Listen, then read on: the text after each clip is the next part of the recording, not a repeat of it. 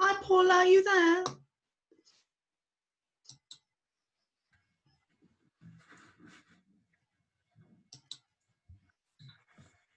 Hi. Hi, Paula. Hi, darling. How are you? I'm really good. How are you? I can't see you yet. Okay. You're already live, so. Yeah. I can see you now. Yeah. Yeah, we're live on Facebook. I know you've only got an hour, so I was just setting up a few things there beforehand. That's better.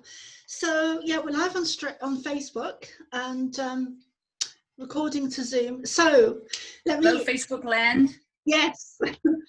So let me just do a quick introduction, and then if you want to add anything, in case I've probably missed a lot out, but I just want to introduce a really amazing woman. She's absolutely a star sister, amazing starseed, beautiful woman. She's beautiful, she's gorgeous, and I'm saying that because I know I've got my own stuff coming up for me here at home, like we all have. And I was watching Paula the other day where she was, and I'll go into that in a minute, but she's beautiful. She's amazing.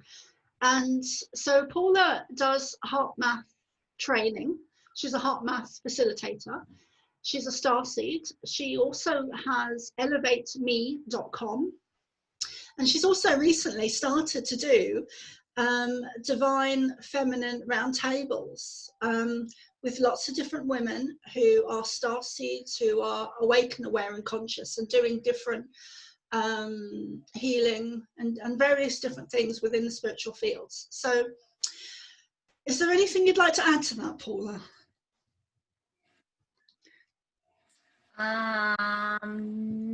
No, I think you did a lovely job. So yeah, I do. I am a certified heart math trainer and coach, an intuitive life coach as well.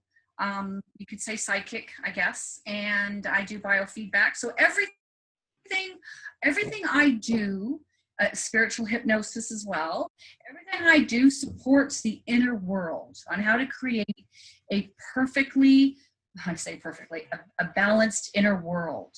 So it's a place of your internal heaven, essentially. So I help to heal hurts, uncover belief systems, and all that kind of good stuff, as well as many of us, as you mentioned, do on the roundtables. We all have skills and can provide support to those that are beginning to awaken. We show the way in love. So yes, thank you. Okay, thanks, Paula. So what's going on in your world at the moment, and what is going on around you? Because I haven't been watching, I've actually put my TV in the cupboard, and I'm just, you know, my feeling is I just want to chuck it down the stairs, but so I've completely stopped watching the news and the TV altogether.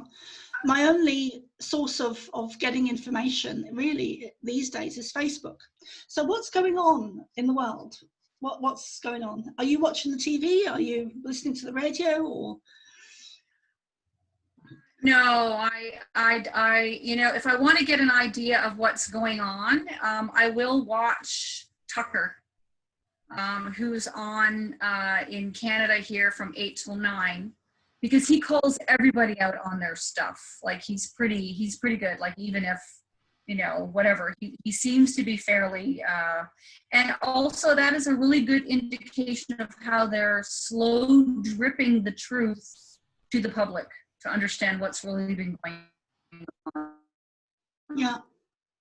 But generally speaking, I don't get my news from the mainstream. I get it through specific people I follow on Twitter.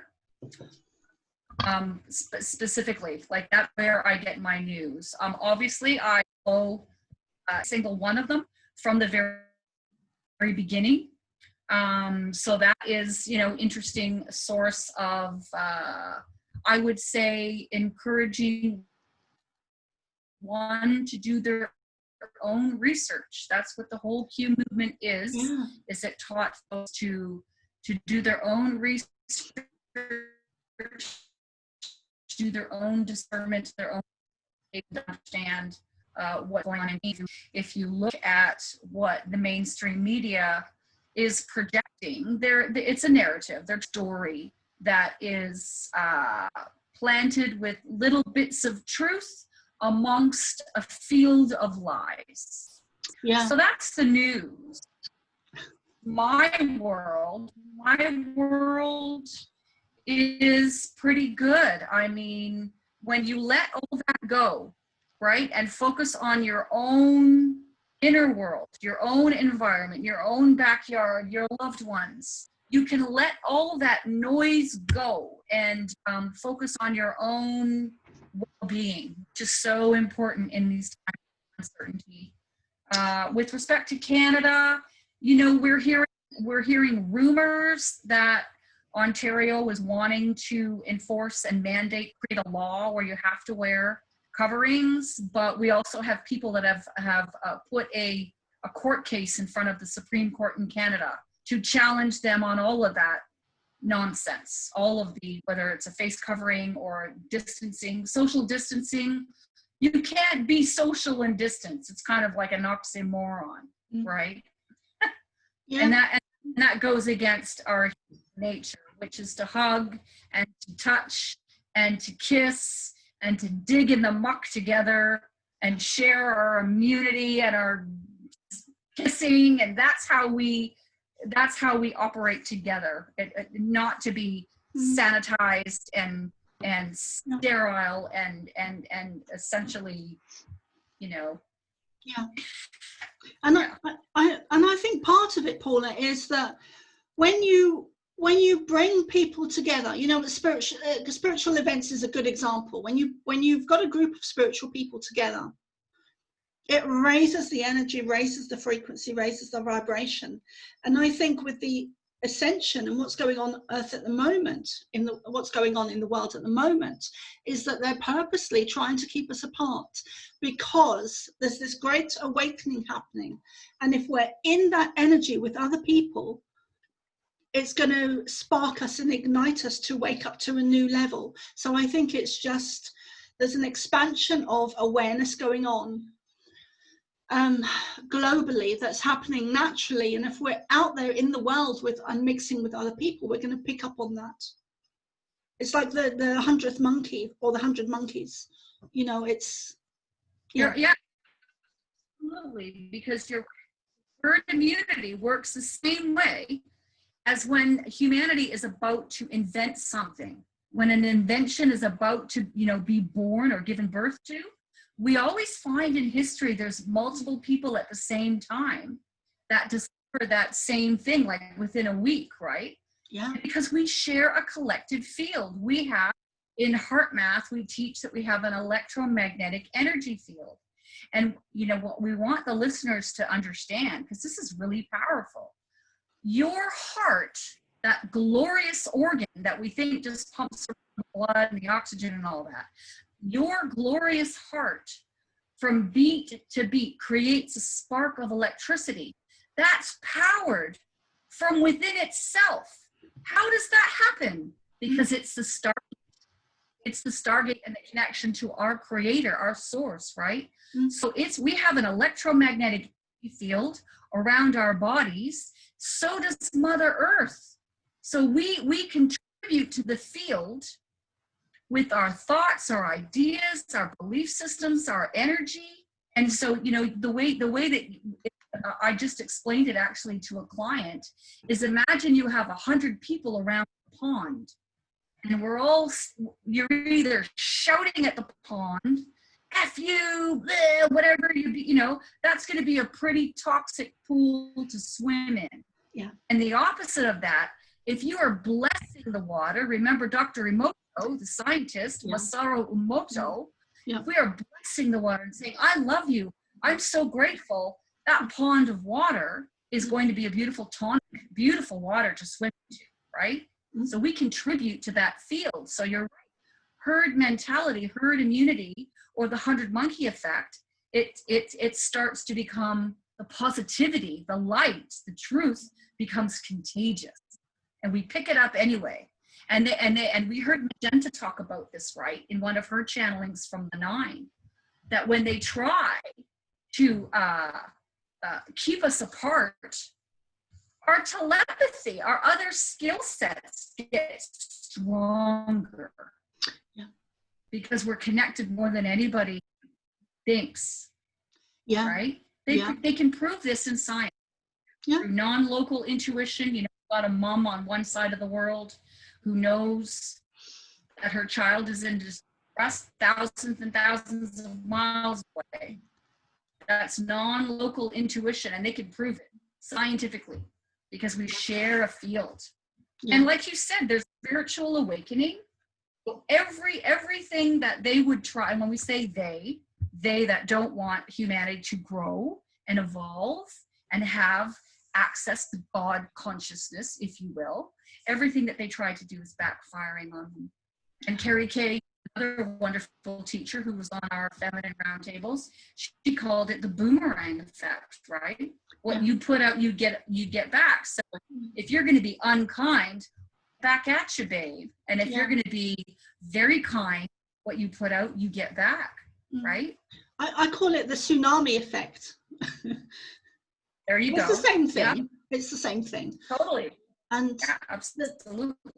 There's several things, Paula, that I wanted to run to go over today or go into. And I know that we're pushed for time today, but so I'll just go over some of them quickly and then we can dip into whatever you want to. So yeah, thoughts and the stream of consciousness. So the way I see it is there's a stream of consciousness that I kind of see it above me somewhere in the ethers. It's a stream of consciousness, which is where consciousness is. It's a separate consciousness of its own, which is where the 100th monkey theory comes from. Because if we're all in that stream of consciousness, then we are all able to and all do download those thoughts. So a lot of the time our thoughts are not our own, because in the stream of consciousness the negative agenda has been able to access it. So it's like a program. So they put negative thoughts into us, like oh, I'm not pretty enough, or oh, like you were saying the other day, I'm a fat pig or something like that, or I'm not pretty enough, or I'm not skinny enough or thin enough, or I've got too much of a double chin, or my hair's too curly, or I'm going grey, or you know, I'm not good enough. I'm not good enough, and thoughts come in. And a good way, actually, and I'd forgotten this, and I remembered it this morning. I was taking some notes, and I remembered my old Buddhist teachings where they taught me to question my thoughts. And a good way or a good technique to find out if the thought is yours is to ask yourself, when that thought comes to me, is it you're not pretty enough, or is it I'm not pretty enough? Because that's a good way to know if it's a thought that's coming into you, into your energy, or if it's coming from you. Because if you're saying, if I'm looking in the mirror to myself and I'm saying, oh, I've got such a double chin, or I'm too fat, then it's me saying it. But if it's coming to me, if it's using the words you're not pretty enough, or you're too fat, then it's not coming from me, it's coming from outside somewhere. So I just wanted to bring that up. And sometimes I get this thought about can I respond to that? Yeah. So that's a great way. Yeah, let's talk about that stream of consciousness. So the way that that we can articulate that is, think of it as music, low notes and high notes. You talk about how we can be impacted when we have a lot of negative or lower vibrational feelings and thoughts or music on board. Then that's how they can absolutely impact us, right? And then what you were just sharing with the Buddhist technique is, that's an excellent way to do a little spot check to see if that's indeed true. Or you can ask yourself, because as you just shared that, when I had that thought pop into my head, that hadn't popped into my head for a very, very long time. Like, I would say 15 years. So it was interesting that popped in. And it was, you look like A. It wasn't, I didn't say I look like A. It was, you look like A, whatever words that I had said. So you're right. And the other way to check it Is that true? Is that true? Absolutely not. It's not true. Exactly. No, it's definitely not true, Paula. You know, absolutely not true. No, I mean, even for an individual that a thought, you're absolutely right. A lot of people can, because we live in a field, a shared You're breaking up, Paula. consciousness field, absolutely lost on your own. And that's why it's so important for us.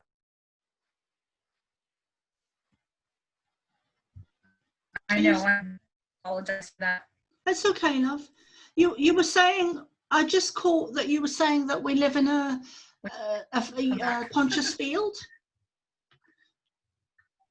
Yeah, we live in a shared field, and that is why it is so important for us to develop our own self-awareness, to know what is yours and what's not yours. So that if you happen to pick up a thought or hear a thought, if you're empathic, you know what's yours and what's not yours. Yeah, and it's so true. And a lot of people don't even realize it, that we're living in there's so much different levels and yeah. But one of the other things was, one of the things that I get is that, because I had a lot of poverty as a child and I was half starved, to be honest. And so sometimes the thought comes to me now, and I get it quite a lot, the thought is, you don't deserve that. You don't deserve that. And whenever I catch it, I'll go and have that bit of food, or I'll go and buy that food, or I'll go and eat that food. So it's, yeah, I just wanted to bring that up. So I want to address that, because that's the amygdala. The amygdala in the brain likes familiar patterns of thought. So, and it wants to go familiar. That's why sometimes when something is changed in your home, a canvas made for our sailboat, right, where they put side zips on and screens so that if it rained, we could still enjoy the outside part of our boat, right? Yeah. This is familiar neural patterns. Kind of works the same way as when a little girl with poverty, right? You have familiar pattern where maybe you were told before that you don't deserve that piece of food. The brain wants to remember it. So we need to build new neural pathways and new belief systems. So how you counter that is, I absolutely deserve that. And I am going to enjoy the right out of eating that piece of food. You create a new neural pathway. And then eventually the 4-lane highway, which was the old thought, the old belief system, depletes itself into an old overdrawn pathway you never used before. And your new thought takes up 4 lanes, and it's the new neural pathways. It becomes the new familiar. I do deserve that. I am worthy. I am grateful. Thanks for sharing that, Paula. That's something I'm going to work with. I also saw I was looking at your Facebook profile earlier today, and I saw something that I was like, oh, Paula. And it was the shamanic side of you, and I saw some pictures with you with Cryon, and I was like, oh, Paula. So is there any experiences that you'd like to share from those days? I don't know if it was a year ago or 10 years ago, or. Well, I'll address the easy one first. So Lee Carroll and Cryon, I have been his hostess for Toronto since 2012. So whenever he comes to the city, sorry, Paula, can you I help promote the event and I take care of him. Can you say? I'm sorry, Paula, there's a lag as well. Can you say that again, because you dipped out? I know. Okay. Hopefully you can hear me. Coming through loud and clear now? Yeah. Okay. So Lee Carroll, who channels Cryon, I'm his Toronto hostess. So he comes to the city of Toronto since 2012. He comes here every 2 years. I help to promote the event. I look after all of the speakers and all of the attendees for his weekend workshops. So that's been going on since 2012. I also do that for an author called Paul Selig. Paul Selig has written his next book, actually Alchemy, is out next month. And I also host him every year when he comes to Toronto. So that was an easy one to answer. And then with respect to the shamanic side, in 2014, and that would be a good conversation and we would definitely need some more time. In 2014, I did spend 17 days in the Amazon jungle with a tarantula living in our temple and a anaconda just down. Yeah, and I participated in 5 sacred ayahuasca plant ceremonies. And then I was there also a year ago, January. I did 5 more, and I was in a different part of Peru. And on both occasions, though, I was working with the Shipibo tribe to assist with the sacred plant medicine journeys. Yes, and I've done mushroom ceremonies, wet lodges as well. So yeah, I'm pretty comfortable to dive into the unknown and learn for sure. Wow! And have you done ayahuasca?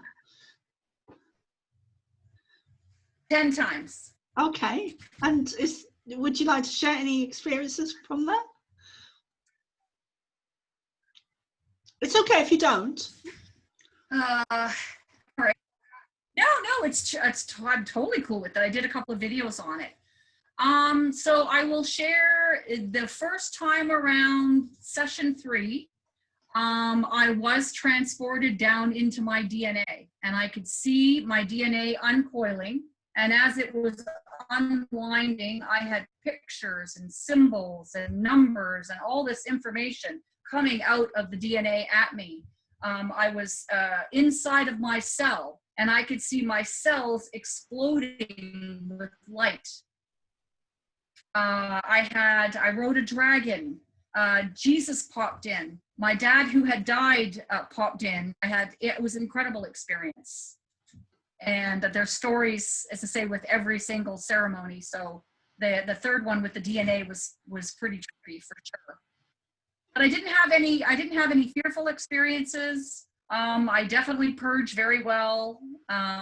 When I first was investigating ayahuasca, I thought the purge was about food toxins, but it's actually emotional toxins. It's moving energy through the body, and that's why there's often a significant purge, not only from the mouth, but also from other back channels, so to speak. It's kind of a rite of passage to do that. But some people, like my girlfriend, she clears burping. She's a big burper. That's how she clears. But I was pretty good at the purging through vomiting and through, as I say, the other channels. So yeah. It's not for everyone, right? Because they do say that one ceremony is equivalent to about 10 years of therapy, because the whole point of ayahuasca is you are looking at your stuff. You're looking at your shit. Yeah. Because it's right there. Sometimes. Yeah. And because Mother Ayahuasca, literally. Yeah, literally. Yeah. Yeah, I did some shamanic training with a guy in Ireland. So I've done ayahuasca. But I felt it was, I mean, I could be wrong, but I felt it was quite watered down. But we all had experiences, and that was where I really had my big awakening to having, like, I started to get a lot of memories that I'd forgotten as a child of having connected to the Pleiadians, because I'd already started to channel them in 2009, and then I started to do the shamanic courses. So yeah, I think, you know, I really miss the shamanic stuff at the moment. So my plan is to move over to America or Canada, probably America, and to set up a spiritual retreat center and stroke community, spiritual community using the Earthship models. Now that I'm very much at the beginning stage of that, and I'm still looking to get a team together. So I don't know if you'd be interested, Paula, or if anyone listening would be interested, but please get in touch with me if you are. And yeah, I just really miss the whole shamanic stuff. And one of my guides is Native American, so I really feel, I always have felt since a child, a real strong connection to Native America, and especially Lakota or Dakota tribes. So yeah, and I think the you know, they've got so much to teach us, so much to teach us. And I remember there was a guy that died a few years back. I think he died around the time I was doing the shamanic courses in Ireland. He went over to, I think it was Peru he went to, and he actually died from ayahuasca. But this is one guy, and I think that we choose when we're born and we choose when we die. So he had chosen that, he'd pre-chosen that. But the media hyped it up out of all proportion. And it was on the news everywhere, saying, you know, they had to put a negative connotation then on ayahuasca and not to do it because it helps you to wake up. And you're absolutely right with the ayahuasca. And when I did my shamanic journeys and the vision quest and all of that stuff, for me, it was like going through years of counseling and therapy just in one session. So it's kind of, I just really recommend that, you know, to anyone listening. A couple of things I would say to that. Well, so number one, you have to be very discerning on the shaman that you select to do your work with, number one. Number two, they have to be very well trained on how to create the brew. Because usually the first time you're taking ayahuasca, it's a more gentle blend to see how we're going to respond to it, because it's not for everyone. There is a small percentage of people that might not come back from the experience, meaning their consciousness can be splintered. So it's not for everyone. It's not for individuals that have not worked on their own stuff, because if you still have a lot of fear on board, you will be given the opportunity by the sacred plant medicine to look directly at that fear. There is nowhere to hide.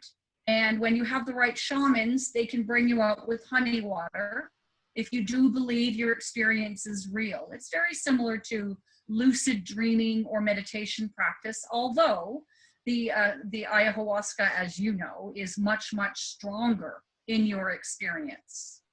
Because when I was having visions, I could have those visions with my eyes open as well as them closed. It was that powerful.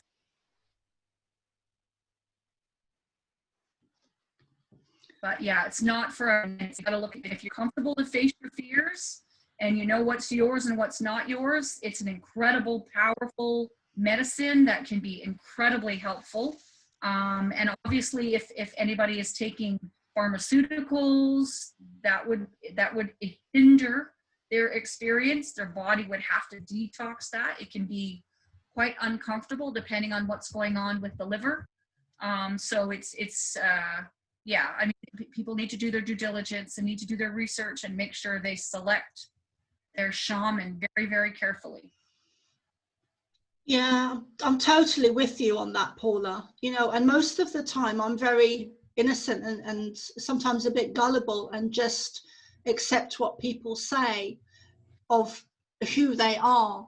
But more lately I've been more discerning, but I've always been thoroughly, I don't know what the right word is, but thoroughly, like I really do my research when it comes to any spiritual teachers that I'm interested in, especially shaman, because if you get the wrong shaman, they can do a lot of damage, unintentionally, you know, most of the time. But so you have to, with shaman, you have to be with all spiritual teachers, but especially shaman, you have to be ultra cautious and really look into them, research them, you know, look at their testimonials and people that have trained with them, because the journeys they take you on are, you just need to be very careful when it comes to shaman, you know. Yeah, you got to do your due diligence, and you've got to select them properly to make sure that they operate in integrity and that they're not involved in, you know, darker sorcery. But yeah, the Icaros, the songs that they sing, as you remember, right, they bring on the spirit of ayahuasca, and it can amplify your experience. But as I say, for me directly, I've done 2 times, 5 sessions each time. It was incredible. I learned so much. And you know, it's say when you're ready, it's a fantastic way to peek into the other realms of reality. It's really fascinating. And the things that you uncover, like you said, old memories. Because the thing is too, like our spiritual team knows when we're going to be doing things like ayahuasca. So they're all there. And then what I found was my meditation in the day and my dreams all supported what was being revealed to me as a result of the ayahuasca journeys, the ceremonies. Yeah. Which was very cool. Yeah. Have you heard about the new king? Yeah, and I've done a... No, go on, love. The new King George. Yeah. No, it's okay. You were talking about King George. Yeah, I've heard of him. And what's your take? You want to know what I think? Yeah, I do. Well, you know, does it surprise me that the current queen and royal family could be imposters? Absolutely not, because I've had an awareness that they were from Germany anyway. Yeah. Does it surprise me that the Rothschilds gave them a whole bunch of money? No, because I believe they were gifted by an estate that was worth 50 million pounds back in the 50s. And I don't know, but I don't know anybody who's just going to give me a $50 million estate just because, you know. Yeah. So who knows? What it is showing is the deception on the planet is much more than any of us might have thought could be possible. How it plays out, who knows at this point. He seems like a lovely fellow, you know. I love his disposition. I love the stories he's told about the prophecies and all of the connections and stuff. That's quite fascinating. He would make a lovely king, it seems. Certainly for the people, by the people, all about the people. But, you know, it's nothing surprises me at this point. My goodness me, you know. I was watching a video by Magenta and Jenny last night, and Jenny had tried to contact him, and he wasn't very respectful. She didn't feel he was very respectful. And I've also heard, and I also saw that he actually has an older brother. So Jenny was then questioning herself, well, if he's got an older brother, why isn't the older brother the new king? Because that's how it would work. But I did watch, a couple of months ago, I watched another program by it was by an actor who did a documentary. I forget his name now, but he did a documentary, and it was about the real king of the real family, because he was tracing them back. And it was actually a guy who lives in Australia, who has farmland.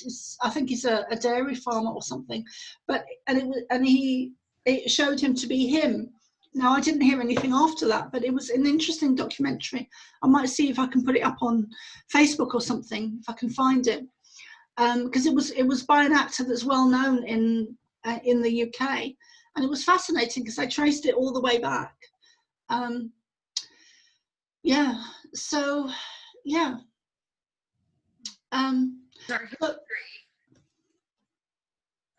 I was saying that what we do know to be true is our history has absolutely been hidden and distorted from us.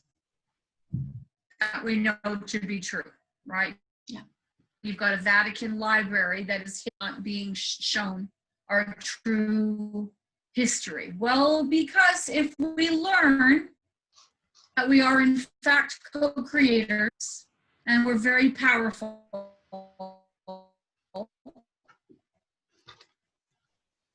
that might, so there's much that we're not aware of, and it'll be fascinating to see that all be disclosed, because what I'm hearing, like on the positive side, so we know that this passage that we're going through is going to be challenging for us. We might call it, you know, the toughest time that we're going to have as we move through all this chaos and whatnot. But what I'm hearing, and what makes me very excited, is that the advancements that we are going to make in our lifetime, yeah, is more than the last 100 years. You imagine going from horse and buggy to satellite, you know, and digital and whatnot. It's going to be more than that. And that to me is so exciting. mm. Yeah. And there's a couple of things I want to bring up there, Paula, as well. One is the giants. The other one is dinosaurs and our history, the real history of the Earth, and science and technology, not science, sorry, but technology, because our technology, even what we're shown, is probably like 300, 400, 500 years in advance of what we're being shown. So when there's huge technology that we're not being shown into the public. Are you still there, Paula? Oh, looks like we've lost Paula. Oh dear. Let me see if I can go and get her back.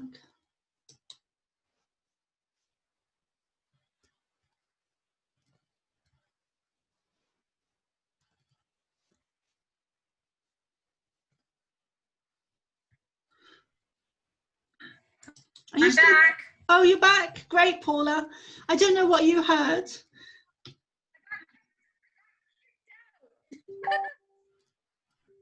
You were asking, we were talking about advancements in technology and giants and dinosaurs. Yeah. Yeah, so I'll just, because I really want to hear from you, so I'm just going to talk really fast. Okay, so I'm just going to talk really fast so that I can hear more from you. So as a child, I was told by the Pleiadians that dinosaurs walked at the same time as man. I also believe that giants were real in a part of our humanity's history. And I saw a post on your Facebook the other day, and I was like, wow, that's really huge.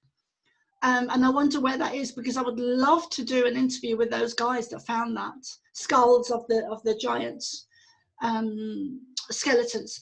And what was the other thing? Yeah, technology. I was told by the Pleiadians that our technology, and I was told this in 2009, so that's relevant, because when I was told it, I was told that at the time, the technology of what we're being shown is actually 200-300 years in advance.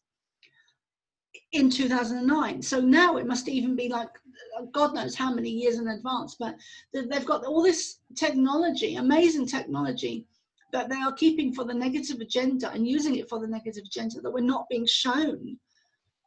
Yeah, I mean, just mirror technology, timeline, mirror technology, and like a whole load of other technology as well. But where would you want to go start with that? Where would you like to? So the well, yeah, let's talk about technology. So, okay. So we can go with the giants too. Sure. Well, you know, it's really interesting. I'm very excited that I'm working with someone right now who has incredible experiences in meditation, and I can share with you that what was shared with me just last week was in her meditation, she went to the land of the giants. So that's, I want to plant that little seed, and there's a bit more to come on that one. But the giants have been on our planet for a long time. I've had awareness of them for well over 15 years. We do know that the Vatican and the Smithsonian have done their best to cover it up, because like much of the history, they want to cover up for us. So we know that we have had beings as big as 85 feet. And if you think about that for a second, an 85-foot being kind of makes the Giza pyramid pretty easy to build, right? Yep. You know, it's kind of like Lego or Yeah. Lego. And Although when we look at the raw material, I was going to say, if we look at the raw material that was created by LL Research, one of the purest original channelings, because they were a group of people that were looking to connect with ETs. And Carla was the trance channel, and that's where they brought in information from Ra. But what Ra said was that the pyramids were thought into form. They were thought into form, which of course, if we were working with our star brothers and sisters, that would make sense that we would be able to create pyramids like that, that are so uniquely situated to be in alignment with the Orion star system, and also in alignment with other pyramids across the planet. But going back to the giants, they've been here forever. They've been here forever. And again, it's been covered up, just like many other discoveries have been covered up. You know, when you've got a lot of the Middle Eastern wars, one of the first things that the invaders do is destroy the artifacts, which is interesting. Why would you destroy the artifacts? To cover up the history. Can I just very quickly add something to that? Just very quickly, Paula, I just want to add something to that, because what I've been seeing lately is that they're going to try or they will, or they're going to try, or it's a possibility that they're going to try and destroy the pyramids in Egypt. That's what I've seen lately. So anyway, go on, love. I just wanted to add that. Yeah, well, as I say, I'm pretty comfortable that everything they try to do is going to backfire, and you know, we've decided, humanity has already decided at a higher level that we will no longer agree to lies, and that we want to know who we truly are, which is a child of the universe, a spark of creator, and that we're all one, we are all connected. So all will be well, all is well. So that's the giants. And then when we look about technology, so what I understand is back when we blew up the atomic bomb, we actually killed beings off planet. We affected civilizations off planet. And if you look at Star Trek, the prime directive is to interfere with an evolving species, civilization. You allow them to grow organically on their own. And of course, we know that we've been tinkered with, toyed with, interfered with for eons. Mm-hmm. But when we blew up that atomic bomb, the Pleiadians actually came, and I thought it was Roosevelt, it might have been Eisenhower, it might have been Laura's granddaddy, I'm not sure. Oh, this is just what I'm aware of. This could be incorrect, so I'm not saying that what I'm saying isn't true, but this is what I've heard, what I've come to understand. So the group of Pleiadians came and said, "Look, we're going to help you out here.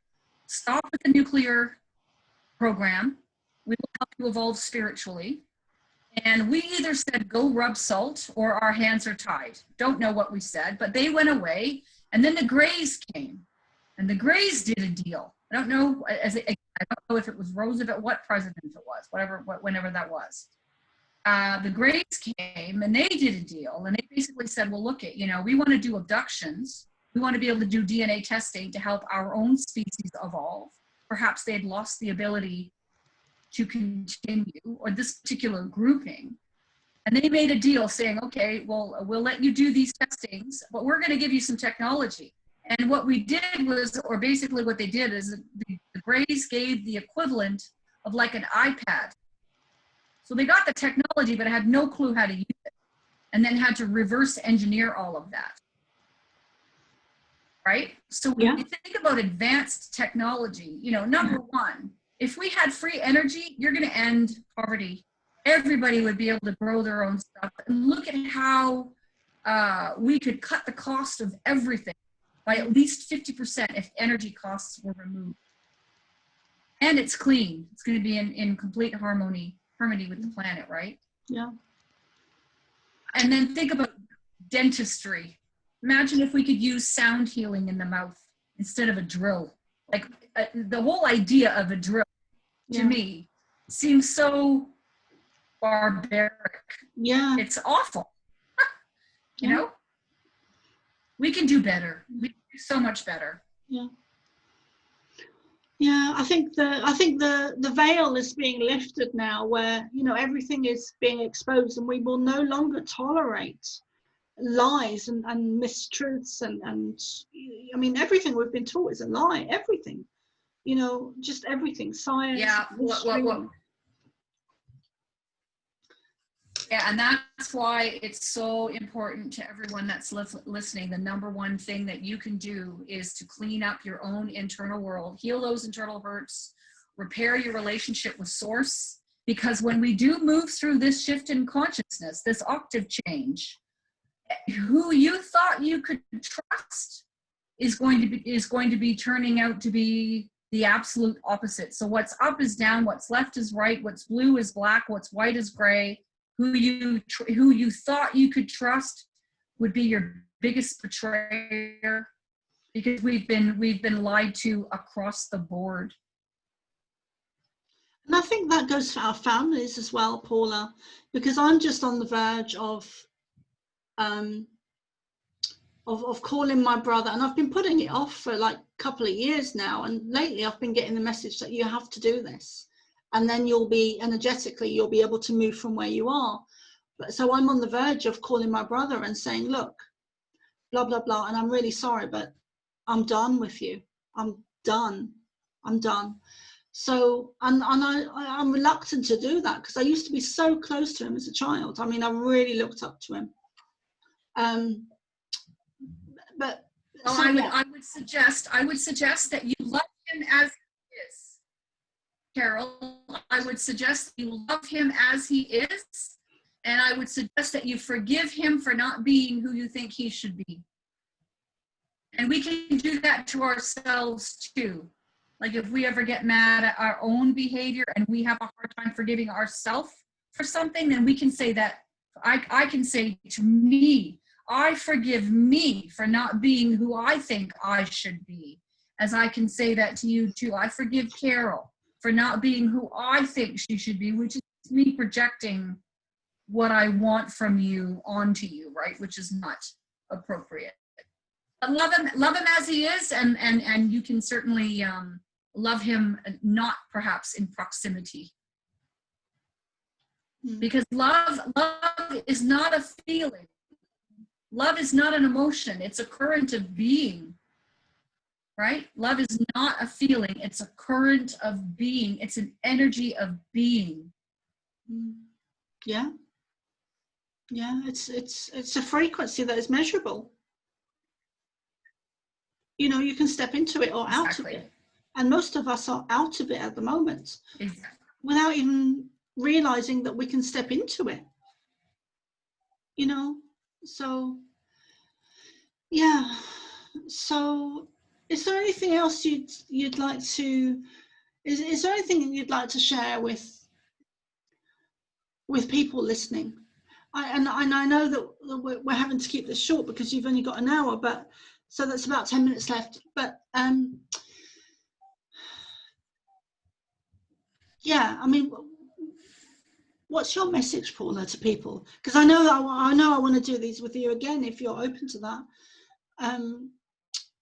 Oh yeah, I love chatting with you. My message to people is trust and know that you have such great purpose. Trust and know that you're here to create beauty and love and music. Trust and know that your human family wants the same thing that you do, which is to live in joy and in gratitude and to create. Trust that your heart is the stargate. It's the doorway to source. If you pray, whether it's to a spirit guide or a guardian angel or G, I fondly refer to God as G. You know, trust that wherever you are, G is, and that you're never ever alone. And that the acts of that relationship, because G does not want your worship. G wants a relationship with you because you are in physical form and you are one. So you have matter, you are matter, touch, and then spirit is antimatter. It's form and not form, and you're not separate. So what I would say is, unless you have claimed form in the equation with the divine, you operate in separation. When you operate in separation, you can be influenced by fear. And fear knows your name, knows exactly what to say to you for you to be doubtful of your magnificence, and that there is so much more available to us when we trust and we know and we go inside, because the kingdom of heaven is within. It's within. And when you can look in the external world and see the divine in everything and everyone, in spite of how they show up, you begin to witness heaven on earth.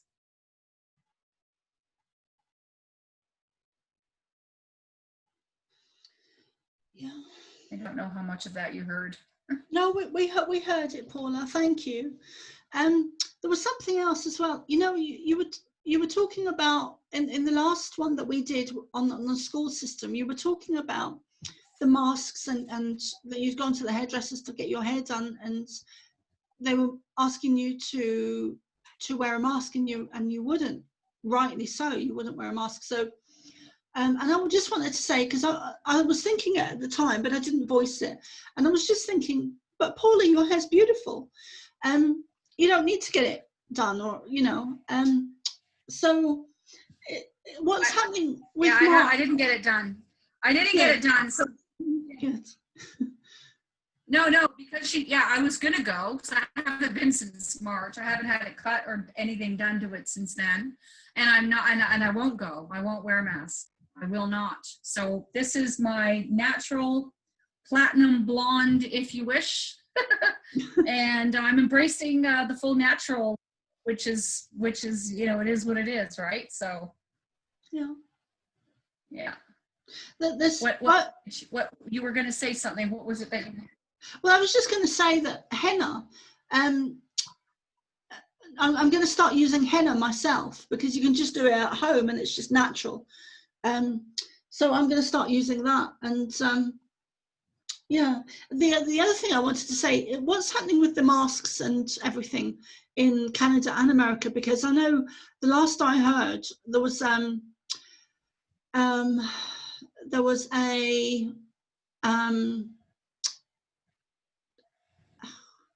my mind's gone blank. There was a mayor who was a black mayor in America somewhere, that was saying that the black people didn't need to wear masks, but the white people did. So I thought that was beautiful, because it was calling out the BS of having to wear the masks. So can you give us an update on masks?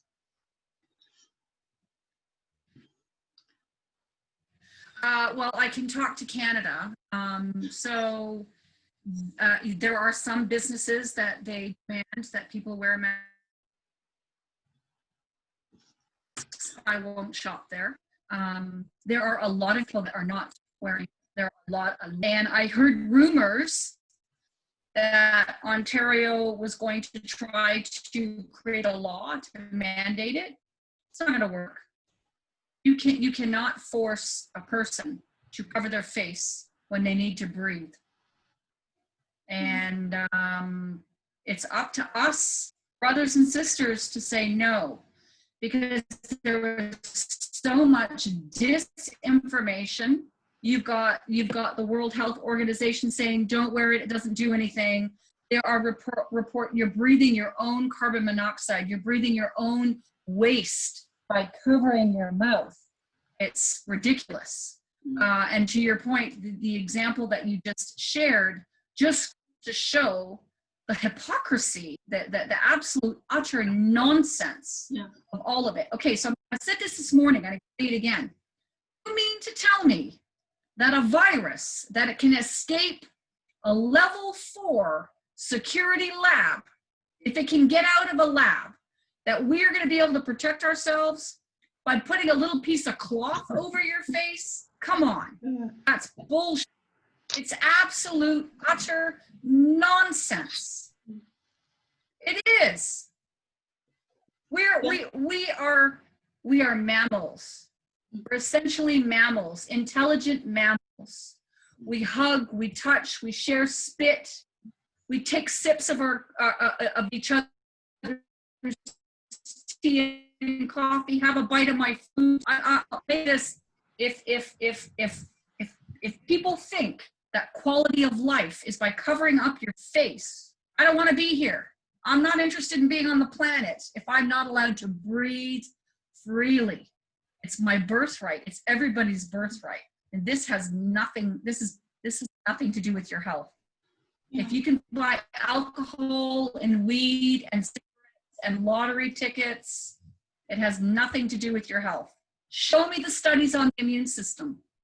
Show me the studies. There aren't any, because this is about money.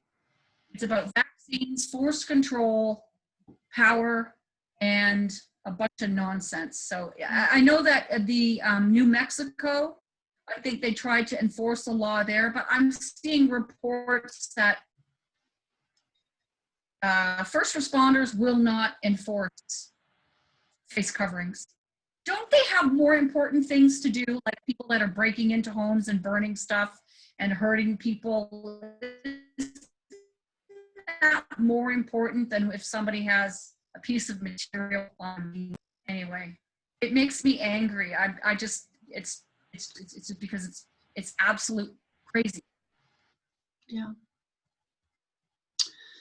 So, yeah, I heard, sorry, Paula, say that again. Oh, I just said that it's crazy. It's bullshit. Yeah, it is. Sorry. No, don't be sorry. Don't be sorry. Yeah, it is. It's complete bullshit. It's, you know, and I heard, I saw a post the other day on Facebook, I think it was yesterday, where in the UK, there was, her daughter had called a taxi, and he came along and he refused to take her because she wasn't wearing a mask, and she wouldn't wear a mask. So I think he called the police, and the police were threatening to arrest her or something like that, because she wasn't wearing a mask. So, and I know in the UK, you're not allowed to be on public transport without masks. I think we talked about this before. So I don't really know what is, you know, other than that, I don't know I don't watch the news, so I'm not that up to date of what's happening, and everything is changing so quickly. I noticed they pulled a lot of stuff from YouTube and Facebook, where it's just, the information isn't available like it was at the beginning of the COVID-19, the pandemic. So there's not as much information out there on Facebook and YouTube.